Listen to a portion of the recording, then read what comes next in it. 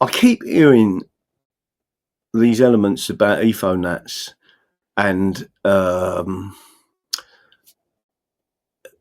do think it's really strange. I'm talking as a constitutionalist and someone who understands the law, that someone who is a unionist is not a nationalist. It's the reverse, right? So if anyone who thinks they're an ethno-nationalist and they're in some way aligned by talking about the British, you are not.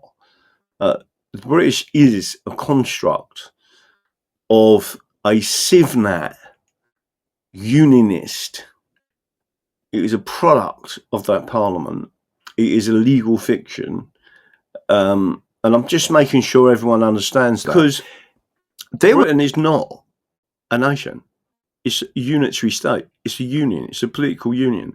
When you wave the British flag, you're waving the flag of Parliament. It's a parliamentary flag. It doesn't represent England. How many constituencies in England can you go to and say that that Parliament represents you? None of them, right? How many people can go to the Scottish Assembly, which isn't a Parliament, is actually an assembly of the European Union, or Wales, which is an assembly of the European Union, of Northern Ireland, which is an assembly of the European Union, right? There are 12 regions of the British Isles, and there are 9 regions of England. They seek to destroy England.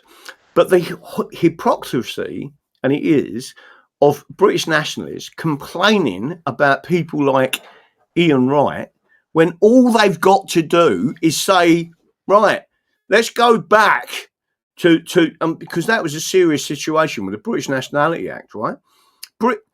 People have been indoctrinated to believe that you're British.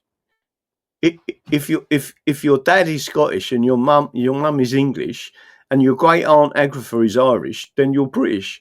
No, it isn't. It was a legal fiction created by Parliament, a British Union Parliament, in the same way as the Soviet Union, right? And its Politburo created Soviets. What happened in 1991 when that was all dissolved? They went back to being Russian. They went back to being the actual tribal, natural thing that people that they were and the communities that they were, right? That's all I'm saying. If you pay your taxes as a British citizen, you are being protected by the British state as that person. They're flooding the people into the country to completely take control of England and destroy England. If you are a true nationalist, right, you will stand up and say, listen, I mean, I know black people that are more English, trust me, that are more English than so-called British nationals, because they completely get it. When you say to them, you do realise you cannot be, if you go back to an English constitution, you can't have any position of power, but your great-great-grandchildren or your great-grandchildren could do. They're like, I don't want to have a position of power, right? I just want to be normal.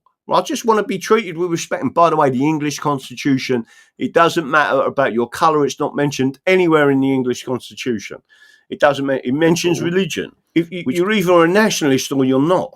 If you are a nationalist, you believe in Scotland, Wales, England, Northern Ireland as a separate nation, and Cornwall, right? And self-determination being the number one right. We are not interested in any Britishness or British Empire or British values or anything that they're talking about. We're talking about England, right? I am only talking about England. I am not Scottish. I am not Irish. I'm not Welsh. Thank fuck. And I am not only joking to our Welsh audience, right? And I'm not Cornish, right? I'm an Englishman. And all I'm saying is the English have rights, right? So let's go back to that. Can you all see that? Taffy Pat, I'm only joking. And we take the piss out of each other, by the way, which we should do. We're trying to persuade the pub tomorrow to do Guinness at 50 pence a pint, but she ain't having none of it. I said you wait till we get to St George's Day.